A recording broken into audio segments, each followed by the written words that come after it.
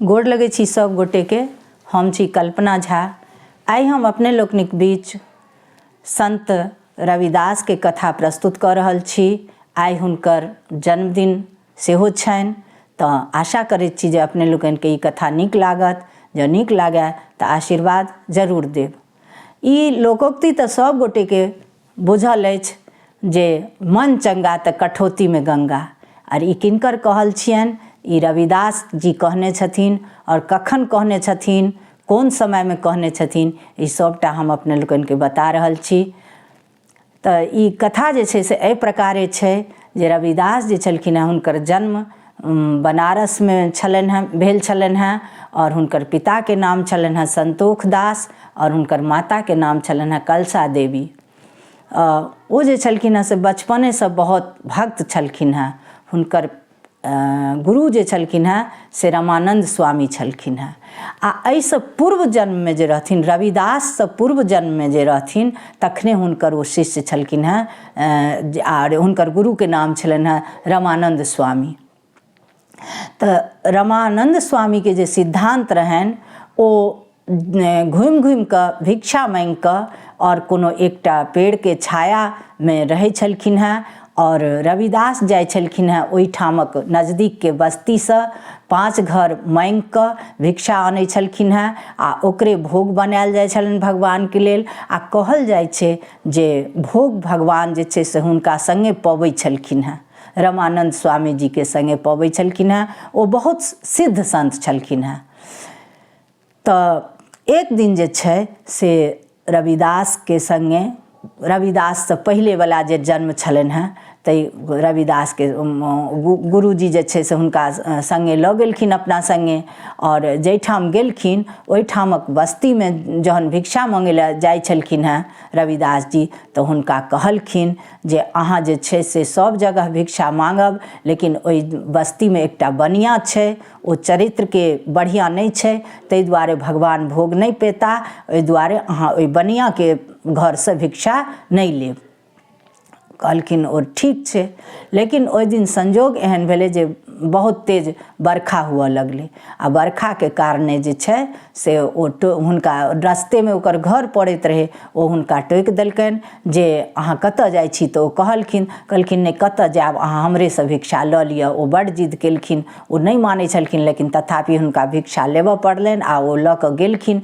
जहन भोग बनलै तऽ भगवान भोग नहीं पेलखिन। रामानंद स्वामी हुनका श्राप दऽ देलखिन। आ हुनकर जन्म जे छै से फेर दोसर नीच कुल में भऽ गेलनि।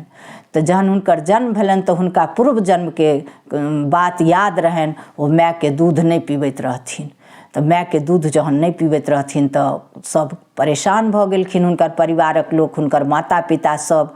तऽ ओ जे छै से बहुत रास अपन पहिले तऽ वैद्य के बजायल जाइ छलनि हेँ। तऽ वैद्य सब एलखिन, लऽ गेलनि हुनका, लेकिन हुनका कतबो उपचार कयल गेलनि ओ ठीक नहीं भेलनि।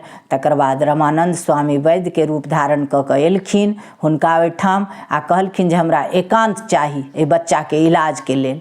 तो एकांत जहन भेलखिन ओ, तहन कहलखिन, कान में हुनका कहलखिन जे अहाँ माय के दूध पीबू। और अहाँ जहन जेना जेना पैघ भेल हैब, अहाँ भगवान के भक्ति करब। कहल गेल छनि जे जाति पाति पूछे नहीं कोई, हरि के भजे से हरि के होई। भगवान के भक्ति जे करै छनि हुनका लेल ई सब कोनो बात नहीं भेलै। ऊँच नीच भगवान नहीं देखै छथिन, भगवान भक्ति देखै छथिन, भाव देखै छथिन, प्रेम देखै छथिन। ताहि दुआरे अहाँ भगवान के भक्ति करू और अहाँ जे छै से ई सब फेरा में नहीं पड़ू। फेर ओ रविदास माय के दूध पिअ लगलखिन। जेना ही ओ नमहर भेलखिन तऽ हुनकर जे छै से गृहस्थी में, खेती गृहस्थी में, घरक काज धंधा में, कोनो में हुनका मोन नहीं लगैत रहनि। ओ सिर्फ कथा सत्संग में लागल रहै छलखिन। फेर हुनका सब सलाह देलकनि जे अहाँ हिनकर बियाह करा दियौन। हुनकर जहन बियाहो भेलनि तकर बादो हुनका में बदलाव नहीं अयलनि। तकर बाद सब कहलकनि जे हिनका अहाँ अलग कऽ दियौन, एकटा अलग से हिनका व्यवस्था कऽ दियौन। तऽ हिनका लेल जे छै से एकटा जंगल में कुटिया बना देल गेलनि। ओ ओहि में रहऽ लगलखिन। तकर बाद तऽ हुनका काज करैए पड़तनि रोजी रोटी चलबै के लेल। तकर बाद हुनकर जे पुश्तैनी काज रहनि जूता चप्पल बनेनाइ, ओ जूता चप्पल बनेनाइ के काज करऽ लगलखिन। आ ओहिसँ जे हुनका पाइ अबैत छलनि हेँ, ताहिसँ ओ जे छै से भगवानके लेल राशन पानी अनै छलखिन हेँ, भोग लगै छलखिन हेँ, दुनू पति पत्नी पबै छलखिन हेँ। तऽ अहिना हुनकर जीवन चलि रहल छलनि हेँ। एक दिन जे छै से एकटा संत जाइ छलखिन हेँ गंगा स्नान, तऽ ओ कहलखिन जे रविदास अहाँ जायब? तऽ ओ कहलखिन जे नहि, हम नहि जायब। हमरा जे छै से हमर पत्नी छथि एहिठाम, भगवान छथि, हिनका छोड़ि कऽ हम कतऽ जायब? ई जङ्गलमे घर अछि हमर। तऽ ओ चलि गेलखिन संत। जहन चलि गेलखिन तऽ जहन जाय लगलखिन संत, तऽ ओ एकटा सुपारी देलखिन, कहलखिन जे गंगा मैयाके हमरा तरफसँ ई दऽ देबनि। जखन ओ गंगा मैयाके डुबकी लगबै कालमे सुपारी देबऽ लगलखिन कि गंगा मैया एकटा बहुत सुन्दर हुनका नामपर एकटा कंगन देलखिन।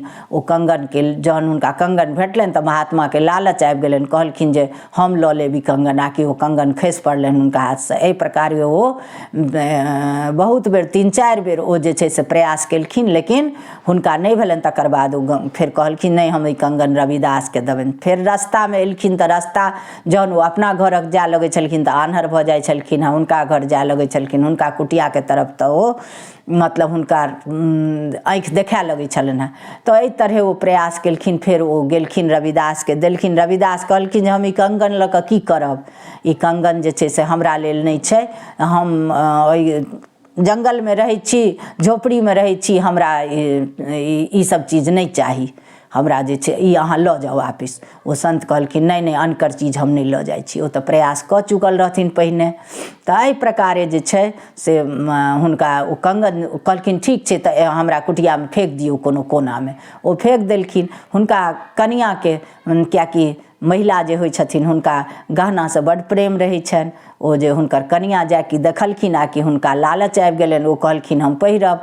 रविदास मना केलखिन, कहलखिन नहीं नहीं, ई नहीं पहिरू अहाँ। लेकिन ओ कहलखिन नहीं, हम पहिरब, बड़ सुन्दर कंगन छै। ओ पहिर लेलखिन।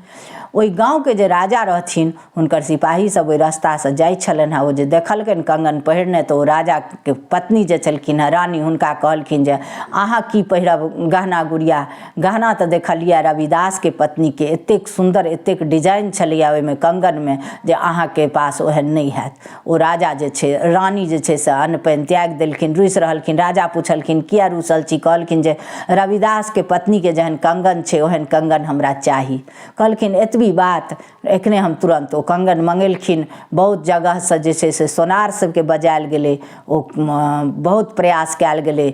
1 सप्ताह तक ओ सब बनबैत रहलै, लेकिन ओहन कंगन नहि बनलै। तकर बाद जे छै से हुनका मंत्री सब सलाह देलकनि राजाके जे यदि एकटा कंगन छलैए तऽ दोसरो कंगन हेतै, ताहि दुआरे दोसरो मंगवा लिअ, आओर जे पैसा ओकर हेतै एहिके बदलामे, या दोसर कंगन ओकरा दऽ देबै।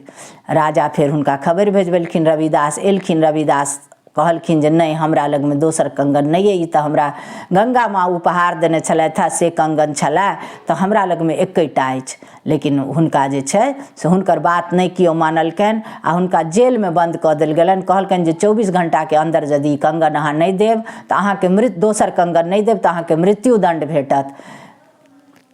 ओ जे हुनका बन्द कऽ देल गेलनि। हुनका लगमे तऽ दोसर कंगन रहबे नहीं केलनि।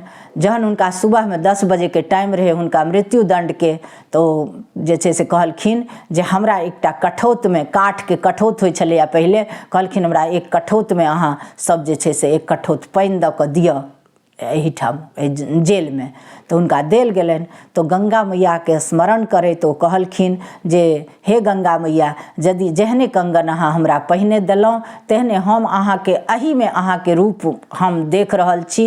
अहाँ गंगा मैया छी हमरा लेल, आओर अहाँ हमरा जेहने कंगन देलहुँ तेहने कंगन एकटा फेर हमरा दिअ, नहीं तऽ हमर जान नहीं बचत, हमरा मृत्युदण्ड दऽ देल जायत।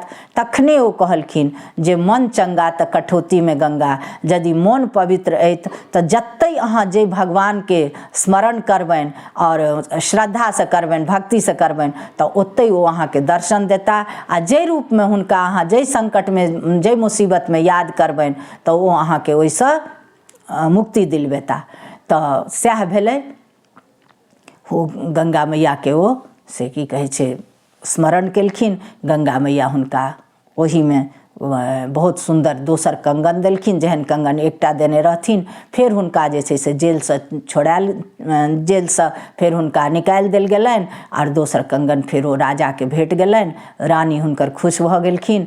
तऽ ओही समय में ओ जे कहलखिन रविदास जी जे मन चंगा तऽ कठौती में गंगा, वएह जे छै लोकोक्ति जे छै से प्रचलित छै। तऽ इएह रविदास जी के कथा छी। हम उम्मीद करै छी जे अपने लोकनिके जरूर नीक लागत, और जँ नीक लागय तऽ अपन आशीर्वाद जरूर देब।